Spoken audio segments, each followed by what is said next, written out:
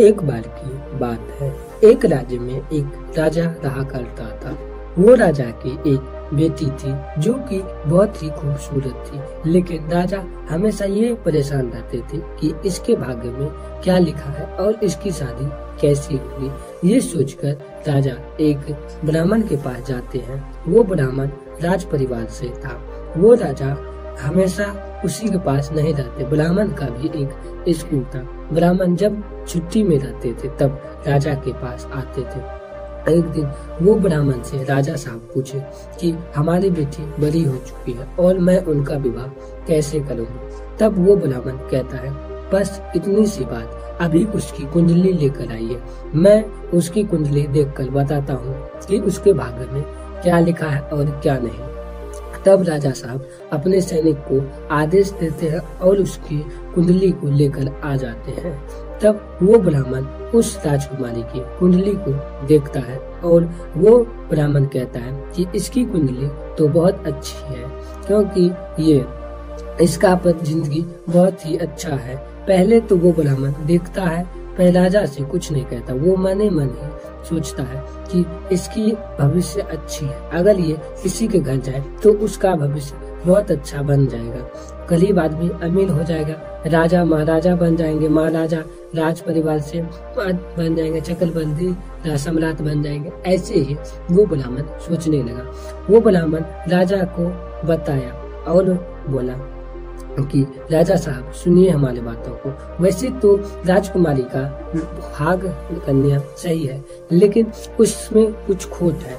वो ब्राह्मण अपने मन ही मन सोचा, अगर मैं ही इससे शादी कर लूं तो हमारा जीवन भी अच्छा हो सकता है। तब वो ब्राह्मण राजा से कहते हैं कि इसकी तो सब कुछ अच्छी है, ये अगर अच्छे घर में जाए तो लोगों को बहुत ही खुश रखेगी और इसके जीवन का भी अच्छी उद्देश्य है।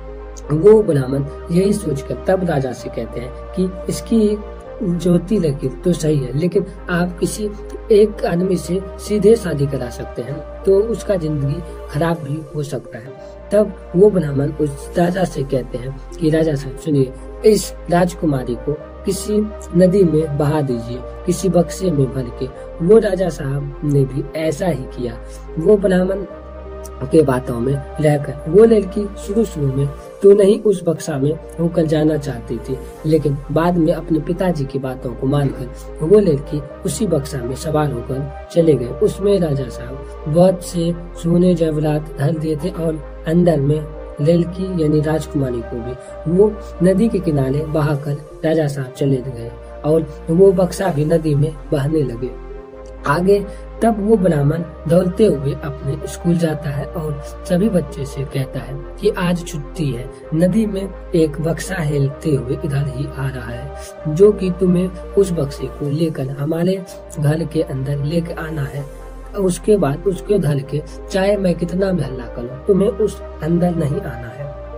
तब वो बच्चे की मजे हो गए और सभी बच्चे पानी में जाकर नहाने लगे और वो सभी बच्चे बेसब्री से इंतजार कर रहे थे उस बक्सा का आने का। तभी वो बक्सा आते हुए समय को किसने रोका। उसके बगल में एक राजा का राजकुमार भी आए थे और वो आराम कर रहे थे, क्योंकि वो शिकार करने के लिए आए थे। शिकार करते करते वो थक गए थे। वो भी नदी के किनारे अपना हाथ मुंह धो रहे थे। तभी राजकुमार ने उस बक्सा को आते हुए देखा। तब अपने सैनिक को आदेश दिया और वो सभी सैनिक उस बक्से को लेकर उस राजकुमार के पास आ गए। राजकुमार ने जब उस बक्से को खोला तो उसमें से एक लड़की निकली जो कि बहुत ही खूबसूरत थी।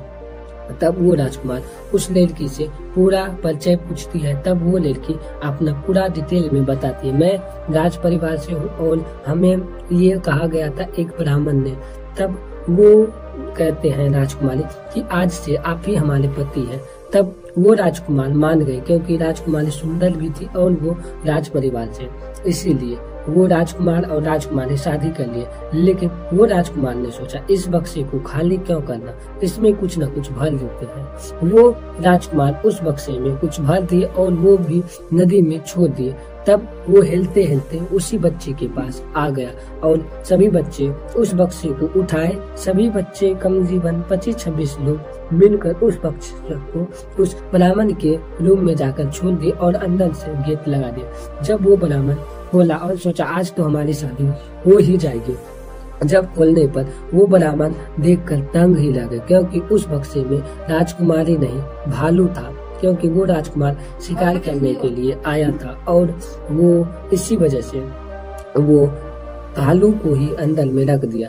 वो भालू बाहर निकलते ही बहुत गुस्से से उस ब्राह्मण पर हमला करता है और वो ब्राह्मण को खा जाता है।